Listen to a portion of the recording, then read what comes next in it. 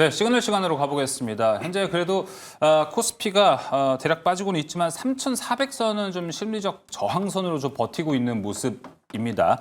지금 시장이 과연 3,400선을 버텨주는 모습일지 이런 시그널들도 한번 해석을 해보겠고요. 오늘은 좀 시장의 분위기가 좀 안 좋습니다. 큰 종목들부터 해가지고 오늘은 우리 시장을 좀 점검하는 차원에서 시그널들, 대표주들 이야기 함께 나눠보겠습니다. 함께할 두 분 먼저 소개합니다. 퍼스트프라임 리서치 손여로 팀장, 레몬 리서치 김민수 대표 나왔습니다. 어서 오세요. 안녕하십니까. 안녕하세요. 자, 그럼 이제 바로 첫 번째 시그널로 넘어가 보도록 하겠습니다. 김유정 아나운서 나와주세요. 네, 오늘의 첫 번째 시그널은 반도체 대장주들의 흐름 함께 점검해 보도록 하겠습니다. 최근 삼성전자의 연속적인 상승주에는 세 가지 배경이 있었는데요. HBM에 대한 기대, 외국인의 매수세, 그리고 금리 인하 기조 때문이었습니다. 하지만 간밤 미국 시장에서는 금리 인하 연내 두 차례 추가 인하 가능성이 60%까지 꺾이기도 했고요. 오늘 아침에는 한국과 미국사의 관세에 대한 위협 소식이 들려오자 최근 연속 매수하던 외국인 투자자는 프로그램 매도세를 보여주고 있는데요. 하지만 10월 초 삼성전자의 3분기 잠정 실적에 대한 기대감은 여전히 유효합니다. 목표가 역시 11만 원대까지 시장은 기대하고 있는 상황인데요.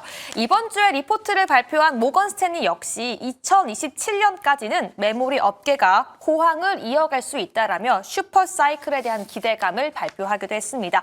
과연 실적을 충족하면서 10월을 기점으로 다시 한번 분수령을 만들어낼 수 있을지 함께 점검해 보셔야 되겠습니다. 다음 종목도 함께 살펴보겠습니다. 삼성전자를 외국인 투자자가 8거래일 연속 2조 넘게 매수했다면 정반대로 같은 기간 동안 SK하이닉스에는 6천억 원 넘게 순매도하는 모습이었습니다. 과연 외국인 투자자는 왜 SK하이닉스는 매도하고 있을까요? 단기간에 최근 급등했던 SK하이닉스 대비해서 삼성전자가 상승 여력이 더 높다고 판단하고 있는 건데요. 하지만 증권가의 전망은 외국인과는 다릅니다. 단기적으로는 삼성전자의 상승이 더 매력적으로 보일 수는 있더라도 중장기적으로 SK하이닉스의 상승 여력과 회복 가능성은 충분하다고 평가하고 있는데요. 엔비디아의 차세대 GPU 루빈에도 삼성전자보다는 SK하이닉스의 비중이 더 높을 거라고 평가하고 있는 가운데 영업이익 역시 50조 원을 돌파할 것이다 라고 전망하고 있습니다. 오늘은 조금 부진한 반도체지만 두 대장주 지금 바로 함께 점검해 보시죠. 네, 삼성전자와 SK하이닉스, 우리나라 반도체 중심들부터 먼저 나눠보겠습니다. 둘 다 하락은 하고 있지만 지금 시기는 어떤 전략으로 좀 봐야 될까요? 일단 김민수 대표님, 삼성전자 지금 수급도 좀 특이한 흐름도 있는 것 같고 삼성전자의 종목 자체는 좀 빠지고 있습니다. 어떻게 좀 해석을 하고 계세요? 네, 일단 아까 잠깐 시장 얘기하셨었는데 네. 시장은 2,390선 안 빠집니다. 네, 그냥 자신 있게 붙으시면 제가 왜 이러죠? 2,390선? 네, 2,400 쉽게 못 밀린다. 아, 예. 네, 그렇게 뭐 미국 시장만 큰 변화 없으면은 못 밀린다고 생각하고 있고 그 중심으로 보게 되면 뭐 삼성전자, 하이닉스 이게 두 축이 되겠죠. 네. 근데 일단 삼성전자를 보면서 최근에 그런 얘기 많이 드렸습니다. 잠깐 보시게 되면요. 네. 86,000원대 쉽게 못 간다. 일단은 거기가 1차로 걸리는 자리다. 그렇게 말씀을 몇 번 드렸었는데 그게 이번에 고점이 86,200원이네요. 네, 거기서 일단은 제대로 반응을 못하는 이유가 딱 보시게 되면 다 아실 겁니다. 월봉 보시게 되면요. 직전 고점입니다. 네, 그리고 또 추세 저항들 이렇게 쭉 들어오는 자리다 보니까 그를 한 번에 돌파는 못하고 조금 이제 고민이 할 수 있는 자리 그런 쪽으로는 말씀드렸는데 그냥 기술적 분석 쪽으로는 그렇다라고 네. 봐야 될 것 같고요. 그런 쪽에서 뭐 업황과 관련된 얘기는 저 또한 여기서 보태서 뭐 입을 아프게 말씀을 안 드려도 다 아실 겁니다. 지금 돌아가고 있는 여러 가지 상황들을 보게 되면은 뭐 4분기에도 이제 디램 낸드 쪽 그 무겁던 낸드까지도 움직인다라고 하게 되면 지금 뭐 HBM이 또 AI가 불러오는 여러 가지 여파들이 레거시 쪽까지 다 들어온다라는 맞아요. 관점들이 그대로 대세기 때문에 큰 이상은 없지만 많이 올랐으니까 좀 필요해요. 그쵸. 좀 쉬고 싶습니다. 그런 관점 쪽에서 해석하는 게 맞다라고 보게 되면 네. 삼성전자 입장으로는 언제 조금 더 싸게 사느냐의 흐름이겠지. 지금 분위기는 뭐 크게 바뀌는 건 없다라고 봐야 될 게 맞지 않나 싶기 때문에 지금은 여전히 매수는 맞다. 아, 매수는 맞다. 네, 매수는 맞지만 언제 어떻게 자리를 조금 더 보는 게 중요한지를 또 체크해야 될 것 같고요. 일단 그런 관점 쪽에서 지금 또 하나 체크해야 될 부분들은 아마 오늘 아까 지금도 오전이죠. 좀 네. 전에 나왔던 83,500원. 여기가 단기적으로는 되게 미묘한 자리고요. 3,500원. 지금 그 자리 쪽에서 옆으로 이게 지켜진다 그러면 옆으로 횡보성 조정이 기간 조정이 나올 가능성이 높고 이게 약간 흔들린다 그러면 다음 자리를 봐야 되겠죠. 근데 요런 자리에서 일단 나 반도체 없는데 지금이라도 사야 되나라고 하면 그때부터 출발하는 가격이라고 생각합니다. 그래서 네. 83,500원대 보시면 좋을 것 같고 게다가 또 지금 오늘 또 하나 특이한 게 반도체 대표 주자들은 밀리는 좀 약간 조정을 나오는데 네. 왜 소부장 쪽에서 단단한 종목들은 안 빠지고 올라갈까요? 어디가 그렇죠, 지금? 대표적으로 많이 올랐는데 안 빠지는 종목 중에 하나가 테크윙. 아, 테크윙이요. 오늘 왜 플러스일까요? 그리고 또 하나 마이크론 같은 경우도 보시게 되면 이 종목도 왜 오늘 또 3%가 더 올라갈까요? 게다가 그러네요. 또 하나 더 TLB 이런 종목도 왜 어제 좀 장중 고점 만들고 또 다시 한번 또 좀 올라갈까요? 라고 문의를 드린다고 하게 되면 그러네요. 이런 종목들의 포지션상 아까 TLB 같은 경우도 이제 DDR 모듈 관련된 쪽들이죠. 기판 쪽과 연결돼 있고 게다가 또 패키징과 관련된 쪽에 하나 마이크론. 그렇죠. 그리고 또 HBM에서 중요한 역할을 할 테크윙, 네. 큐브 프로버 이런 쪽의 종목들의 흐름을 보게 되면 어떻게 하면 싸게 살려고 시장이 생각을 하는 거지 이게 차익 매물로 나온다라고 보긴 좀 어렵지 않습니까? 네. 그러면 업황과 관련된 쪽의 여러 가지 흐름들은 다 보강들이 뭐 물론 큰 종목들이 조정이 나온다 그래서 다른 종목, 작은 종목들도 영향을 받는다고는 볼 수 있겠지만 네. 큰 이상 없다고 봐야 되겠죠. 그래서 여전히 잘 싸게 네. 좋게 예. 사보자라는 쪽으로 말씀을 드리겠습니다. 네, 어떻게 보면 오늘 반도체를 보고 좀 전략을 방금 이야기를 잘 보시면 좋을 것 같아요. 이야기를 다 들어보면은 지금까지 뭐 삼성전자를 필두로 해서 반도체 종목들이 올라왔던 스토리들이 뭐 잘못된 게 없거든요. 갑자기 바뀐 게 없습니다. 지금 잠깐 이제 조정에 들어갔다 보니 이런 흐름은 좀 매수의 타이밍으로 우리가 잡아봐도 괜찮지 않을까. 삼성전자 이야기를 좀 나눠봤고요. 이번에는 하이닉스로 좀 넘어가 보도록 하겠습니다. 일단은 주가에서는 하이닉스가 조금 더 하락폭이 더 큰 상태입니다. SK 하이닉스 손여로 팀장님은 좀 어떻게 보십니까? 우선 앞에서 유정 아나운서가 이야기해준 뉴스 중에 나쁜 뉴스는 단 하나도 없었습니다. 그러게요. 근데 저는 항상 늘 말씀드리는 게 어떤 기대에 사서 결과에 파는 거랑 어떤 투자자들 투심파가 좀 중요하다라고 판단을 하거든요.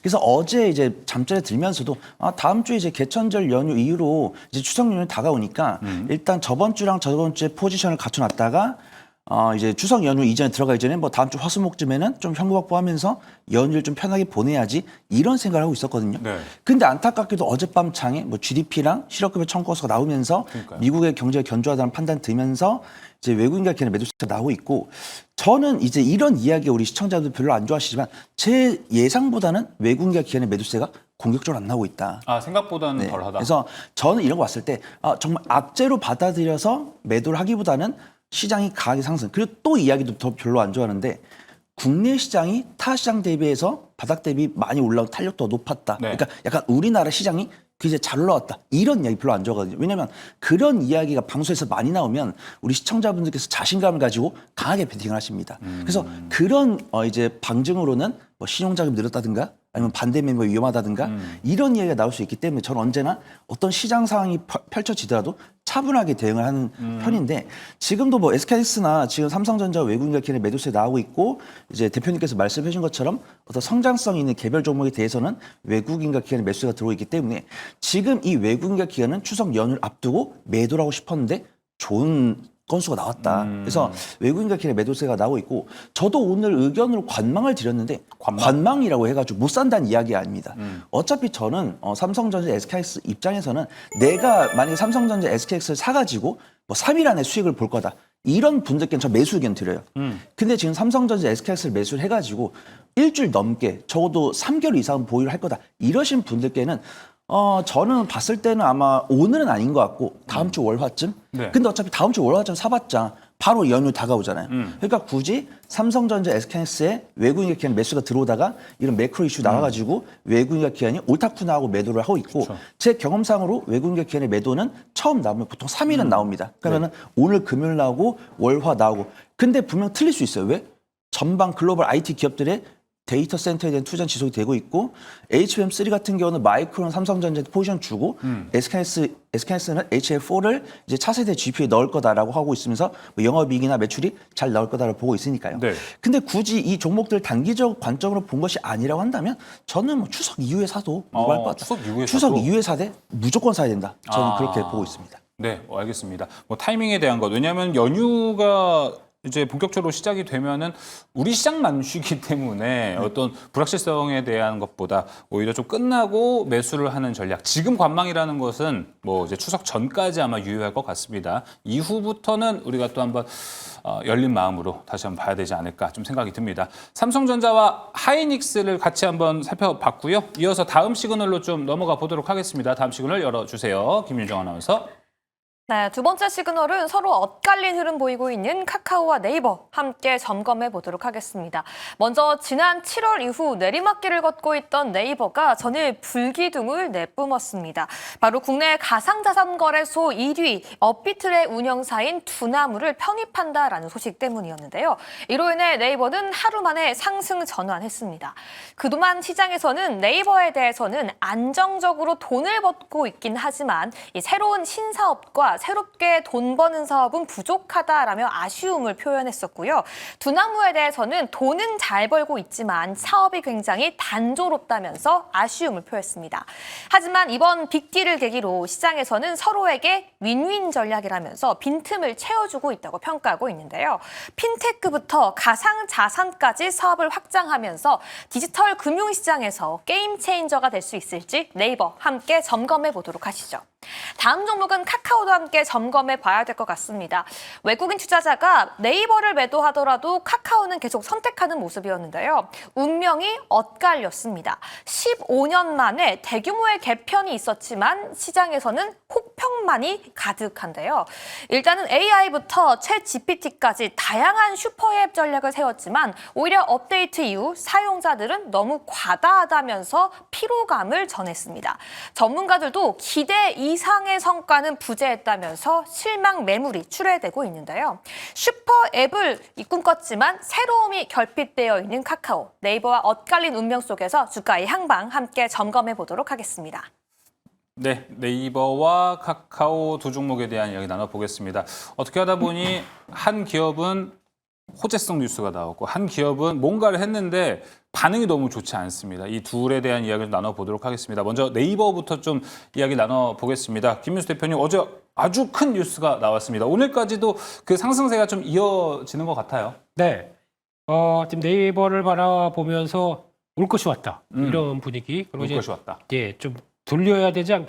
네이버 참 그렇지 않습니까? 이제 연간 수익률로 보게 되면 네. 여전히 목말라하고 있는 쪽이다 그쵸. 보니까 거기서 이제 호재가 나왔던 분위기인데 두 가지로 해석을 하셔야 될 것 같습니다. 첫 번째는 이 두나무를 합병을 하면서 같이, 그러니까 단순하게 저희가 두나무 비상장에서 지금 최근에 이 뉴스까지 터지다 보니까 뭐 17조까지 올라가더라고요. 네. 그런 회사고 네이버 40조. 17조짜리를 손자회사로 네이버 파이낸셜 손자회사로 들어오게 되면 이게 얼마야? 이게 거의 뭐 50% 증액되는 거 아니야? 라고 그렇죠. 하는데 그거는 저희 생각이고요. 네. 시장에서는 또 그렇지가 않습니다. 왜냐하면 이게 네이버 파이낸셜 그리고 또 두나무가 요 과정으로 오게 되면 파이낸셜 안으로 들어가다 보니. 그렇죠. 네. 손자회사 격이죠. 근데 이렇게 들어가게 되면 저희가 상법권에상 비상장회사가 상장회사로 들어올 때 우회 상장 네. 논리가 있기 때문에 그렇게 나게 되면 지분에 대해서 얼만큼 쳐주겠느냐 그리고 그에 따른 이제 자산 가치와 여러 가지를 좀 체크를 해봤었을 때 지금 얘기로는 뭐 최대한 50% 정도만 해도 이게 얼마야라고 하는데 그렇게까지 못 들어옵니다. 네. 많아봐야 15%고요. 그 밑으로 언더로 본다라고 하게 되면 지금 가치가 뭐 17조짜리라고 하더라도 반영되는 건 그렇게 크지는 않습니다. 저희가 생각하는 것보다. 네. 근데 그러면 여기서 중요한 거는 그 관계에서 그러면 두나무와 이 들어가는 이제 합병 비율, 그러니까 지분 관계를 또 생각을 해야 되겠죠. 그게 아직 확정이 난 게 아니고 네이버 측과 두나무도 아직 지금 결정된 거 없다라고 나오는 상황 쪽에서 시장이 좀 앞서가는 거죠. 그거는 염두를 하고 보시는 게 좋겠다. 오. 네. 근데 많이 앞서갔다고 생각하세요? 왜냐하면 이 정도면은 거의 기정사실이라고 생각하시는 분들도 많아가지고. 기정사실이라고 나오겠죠. 예. 왜냐하면 다 저희가 분석하고 벌써 상법 내용, 내용 가지고 막 계산할 정도면은 투자자는 다 됐어요. 이미. 예, 준비 다 돼 있습니다. 근데 항상 그렇잖아요. 이러고 있다가 만약에 그러면 네이버나 두나무도 이제 진행되면서 우리가 어떻게 해야 될지 막 또 기싸움 할 거 아닙니까? 솔직히 이걸 말씀드리게 되면 두나무가 네이버를 인수한 꼴이에요. 잘못하게 되면 지금요. 네이버 파이낸셜을 인수할 꼴이에요. 네. 이제 주도가 좀 주객이 전도가 되는 모습들이거든요. 맞아요. 네, 그런 상황까지 생각한다라고 하게 되면 지금은 분위기를 이제 어떤 쪽으로 이러면 이제 알력 싸움이 많이 들어올 거 아닙니까? 네, 맞아요. 그럼 이렇게 되면은 생각보다 결론이 빨리 안 나요. 좀 만약에 이슈가 크게 안 나온다 그러면 시장에서 그렇게 될 거야만 가지고 움직이는 또 한계가 있겠죠. 그거는 좀 염두를 해야 될 것 같은 게 첫 네. 번째. 두 번째는 지금 시장에서 그럼 두나무를 왜 네이버가 파이낸셜을 통해서 확장되느냐라고 봤을 때 얘기하는 게 이제 가상화폐, 스테이블 코인 이쪽으로 예, 진행된다는 그렇죠. 걸로 봐야 되겠죠. 그런데 이제 네이버 파이낸셜의 입장으로 보게 되면 이게 아직까지 한국은행은 스테이블 코인과 관련된 쪽의 발행 주체를 은행 쪽으로 한정시키려고 합니다. 맞아요. 네. 그리고 또 은행도 이번에 스테이블 코인 하고 싶은 사람 없으면 그냥 나가 이런 느낌입니다. 그래서 한정시키려고 하는데 네이버가 손들고 저 가겠습니다. 하겠습니다라고 했을 때 한국은행 반응이 어떨까요? 은행이 아니잖아. 좀 이제 그런 쪽이 나올 수가 있겠죠. 그래서 그것에 따른 이제 걸림돌도 있기 때문에 그 부분이 근데 그거 뺀다고 하더라도 솔직히 뭐 가상화폐 쪽으로만 확산시켜서 뭐 STO나 뭐 이제 토큰 쪽으로만 들어간다고 하더라도 그게 어딥니까? 근데 두나무를 네. 이제 편입을 하게 되면은 그 은행권이라는 데 좀 매력도가 올라가나요? 자, 어렵나요? 어려운 문제입니다, 그건요. 네, 그래서 이제 그 상황까지 그러니까 메리트를 올리려고 하는 방식일 수도 있지 않을까? 그렇죠. 이제 금융 쪽으로 본다라고 하게 되면 그에 대한 가치 그리고 그쵸. 또 네이버가 갖고 있는 이제 여러 데이터를 활용해서 뭐 성과를 낸다는 쪽에서 보게 되면 하나의 영역을 펼쳐지는 건 맞습니다만 지금 당장 그러니까 시장에서는 지금 스테이블 코인 관련 쪽도 막 강하게 움직이고 있어요. 네. 네, 그렇다고 하더라도 이건 좀 생각해 볼 문제다. 그런 쪽에서 일단 테마 쪽으로만 접근해서 나오느냐 아니냐는 일단 또 다음 주 정부의 입장을 본다라고 네. 하는데 중요한 거는 일단은 매수가 맞습니다. 매수로 보고 대응하는 게 맞는 것 같은데요.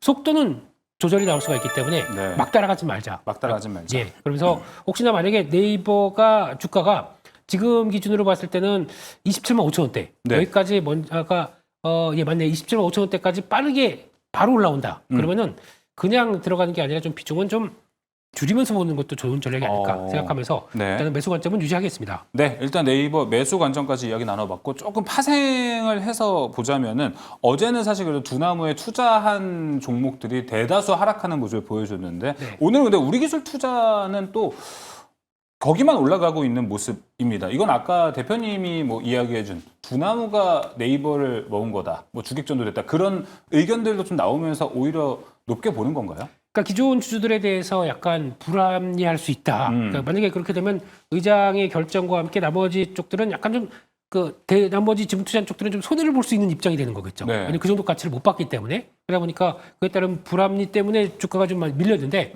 이거는 아직 어떻게 될지 모릅니다. 근데 어떻게 확인이 돼야 그 다음부터 주가가 변화가 네. 되기 때문에 그래서 일단은 이거는 그렇다고 뭐 우리 기술 투자가 빠졌으니까 사자 이런 거보다는 네. 이쪽에 대한 뉴스 확인하고 그다음에 네. 보시는 게 좋을 것 같다. 알겠습니다. 이렇게 봐야 될 것 같습니다. 어제 뭐 네이버에서는 이제 추가로 확정된 게 생기면 공시를 올리겠다라고 이야기했으니까 그게 아마 시발점이 좀 되지 않을까 생각이 좀 듭니다. 자, 네이버 이야기를 해봤고요. 반면에 업데이트 하셨어요? 전 했습니다. 했어요? 했는데 네. 저는 이제 우리 앵커님하고 나이가 좀 비슷한 걸로 알고 있고 네. 네. 우리 대표님과 조금 차이가 있는데 네. 저는 이제 주변 친구들한테 물어봤는데 네. 어느 기능이 어디인지 못 찾겠다. 그래서 저도 사실 네이버 이야기 하고 싶습니다. 저랑 연령대가 비슷하면 저는 알겠던데 어느 기능이 어디 있는지는. 저도 네. 막 찾으면서 찾다 보니까 근데 저는 이제 보통 이제 보면은 오픈 채팅방 옆에 그 쇼츠 보면서 네. 이제 SNS 형태로 많이 왔다고 하는데 이런 것들 불편하신 분들 계시더라고요. 좀 당황스러웠어요. 네, 그래가지고 네. 저는 이제 약간 개슴치하게 보는 거 좋다 보니까 거기에 이제 막 팝업 광고나 우리가 카카오 업데이트 할 때마다 왜 광고가 저 위치에 있을까? 물론 그들도 이제 먹고 살기 위해서 광고를 걷다 배치한 것 같긴 하지만 이런 평가 있더라고요. 일단 겉으로 봤을 때 카카오가 15년 만에 대대적인 업데이트를 했고 챗 GPT와의 협업을 통해서 뭐 AI 서비스를 이용자들한테 편리하게 제공하겠다. 아이디어는 좋습니다. 근데 이걸 이제 소비자들 받아들이는 데 있어서 거북할 수 있는 건 맞다라는 것이죠. 우리가 비슷한 사례로 휴대폰 봤을 때 우리 앵커님 휴대폰 많이 사용하시잖아요. 예. 근데 저는 휴대폰을 많이 잘 안 쓰거든요. 예. 그래서 지금도 뭐 칩이 뭐 몇 배 빨라졌고 뭐 핸드폰 뭐 액정이 뭐 몇 배 늘어났고 카메라 이런 거 화소가 몇 배 늘어났고 이런 게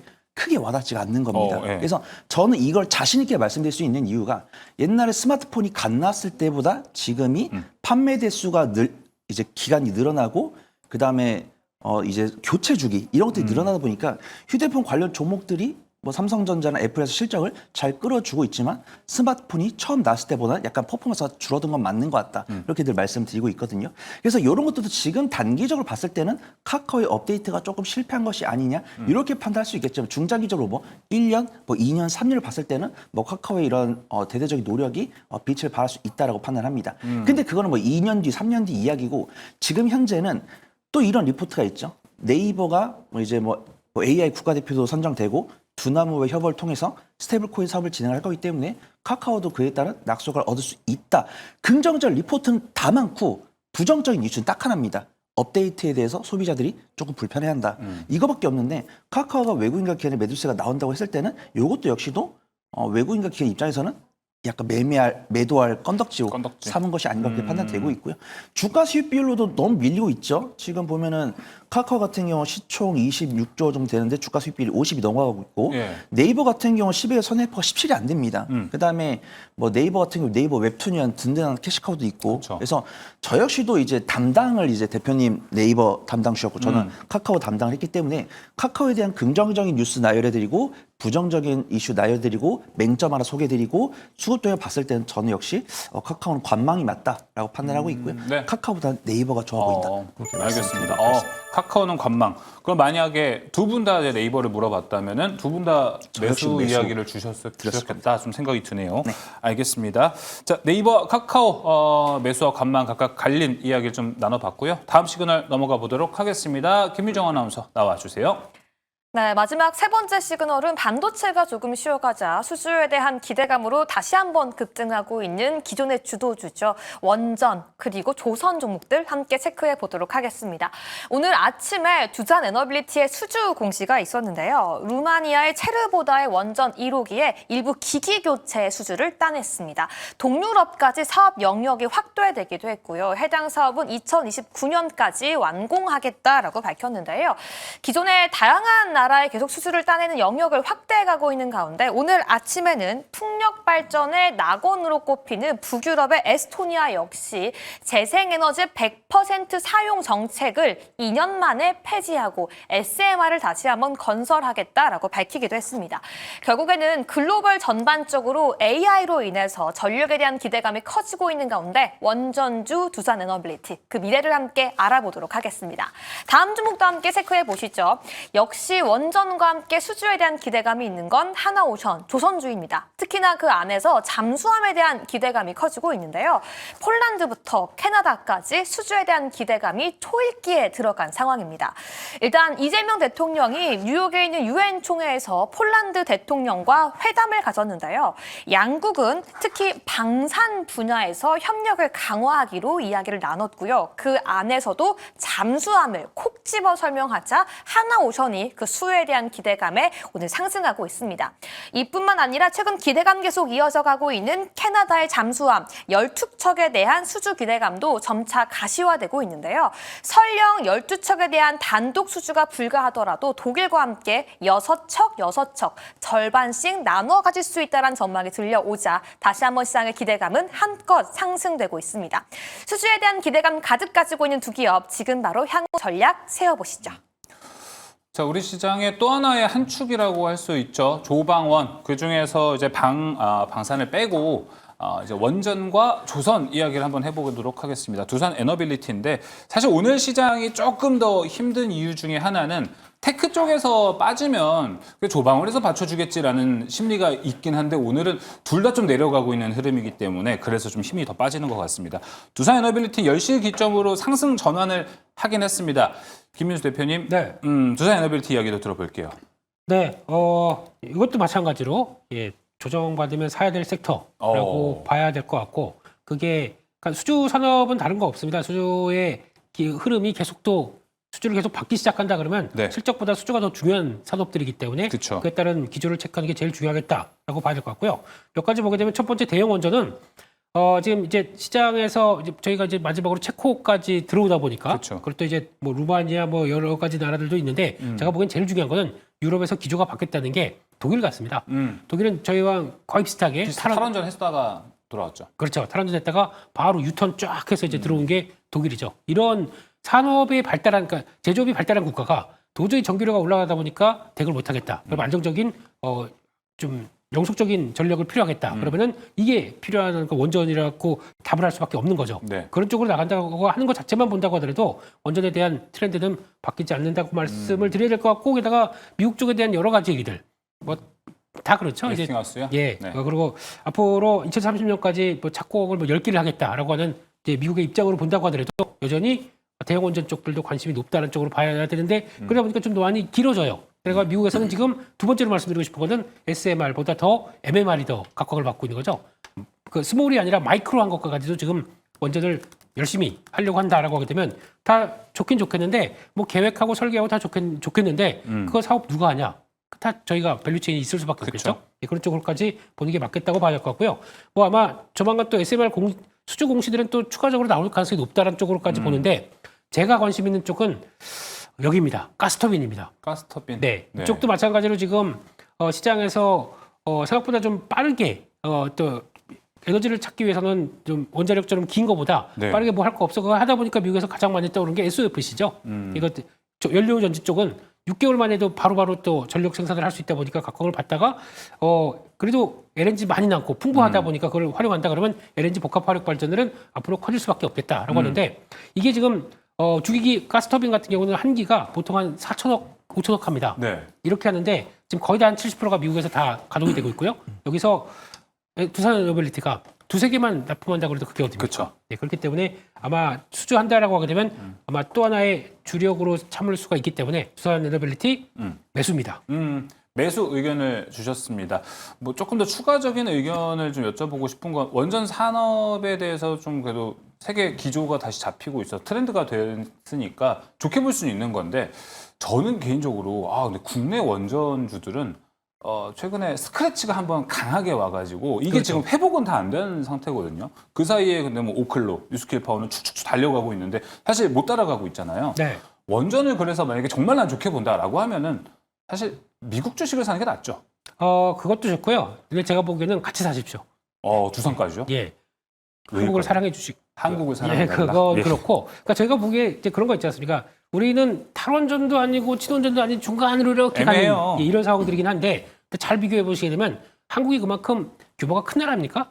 아니거든요. 우리는 뭐 이제 그냥 이 기조를 유지하겠다고 한다고 하더라도 신규 수주는 해외에서 나올 겁니다. 그 모멘텀은 다 해외에 있을 거거든요. 네. 그걸 찾아보는 게 낫지. 국내 쪽에서 모멘텀 가지고 뭐 이걸 몇 기를 짓고 이거에 따라서 전력 기본 계획에 따라서 뭐 변화가 되는 거 가지고는 솔직히 그 노이즈가 나와서 밀린다 그러면 살 기회라고 생각합니다. 네, 알겠습니다. 두산 에너빌리티 전략 매수까지 들어봤습니다. 자, 이번에는 손여로 팀장님 하나오션 가보겠습니다. 오늘도 매도세가 좀 나오고는 있습니다. 최근에 기자재가 움직일 때 오히려 대형주들이 못 움직였고 아쉬웠는데 연속 흐름이 나오네요.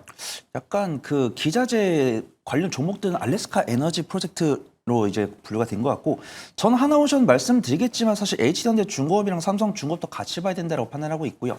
이 세 개 종목이 움직임도 비슷하고 수급 동향도 비슷합니다. 근데 뭐 하나오션이나 H현대 중공업 같은 경우는 검색을 해보시면은 뭐 하나오션 같은 경우는 뭐 폴란드 잠수함, 그다음에 H현대 중공업 같은 경우도 말레이시아발 수주 이런 부분들이 있고 삼성중공업 뭐 LNG 선이라든가 뭐 친환경 선박 다양한 모멘텀이 있습니다. 근데 실적 퍼포먼스가 나오는 가운데 오늘 조선 관련 종목들이 약세를 보이는 이유는 아무래도 관세 협상 이야기인 것 같아요. 아무래도 마스가 프로젝트로 인해서 우리나라 조선 기업들이 이제 미국에 가서 MRO를 한다든가 이런 것으로 이제 실적을 가져갈 거다라고 판단했었는데 어떤 이제 마스가 프로젝트가 조금 관세 협상이 난항을 펼치면서 이 마스가 프로젝트에 대한 조금 지연이 되지 않을까 그렇게 판단합니다.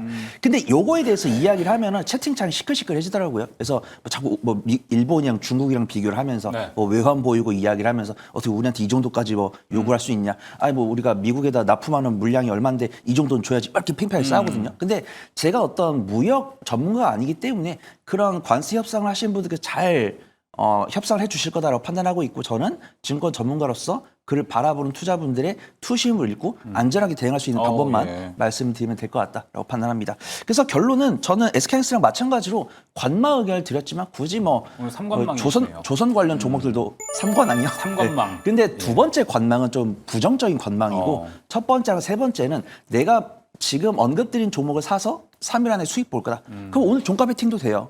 근데 말씀드린 종목들이 보유를 해서 한 달 이상 가져가야 되는 종목이기 때문에 네. 추석 이후에 사자 이런 말씀을 드리는 거고 조선 관련 종목들이 좀 가격이 매력이 있어졌습니다. 옛날에 정말 최고점 도착했을 때는 뭐 12가 선입표가 35, 40 이렇게까지 올라간 상황이었는데 지금 오늘 찍어보니까 뭐 H한국 조선해양이 8, 뭐 H현대 중공업이 뭐 한 21, 그다음에 하나오션이 25 정도 됐으니까 나는 그래도 어떤 나스가 프로젝트에 대한 완벽한 수혜를 입을 종목을 원한다라고 하면서는 하나오션이나 H현대 중공업을 골고루 사시고 둘 다. 나는 저평가 매력도 있는 종목이 좋다라고 했을 때는 이제 H한국조선해양.